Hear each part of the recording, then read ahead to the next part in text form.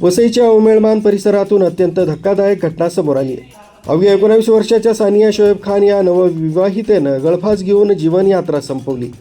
केवळ 5 महिन्यांपूर्वी संसार थाटलेल्या सानियानं आत्महत्या का केली असा संतप्त सवाल उपस्थित केला जातोय.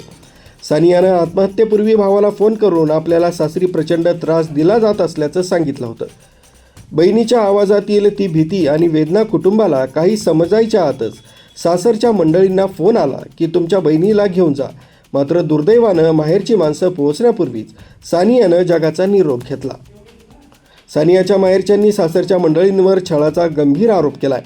लग्नानंतर काही दिवसातच तिचा छळ सुरू झाल्याचा दावा नातेवाईकांनी केलाय. ही घटना वाऱ्यासारखी पसरताच संतप्त नातेवाईकांनी आणि मित्रपरिवारानं माणिकपूर पोलीस ठाण्याबाहेर मोठी गर्दी केली होती.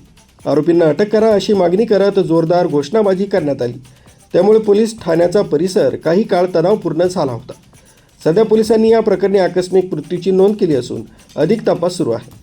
पण प्रश्न उरतो की एका 19 वर्षाच्या मुलीच्या मृत्यूला जबाबदार असणाऱ्या नराधमांना कायदा कधी धडा शिकवणार?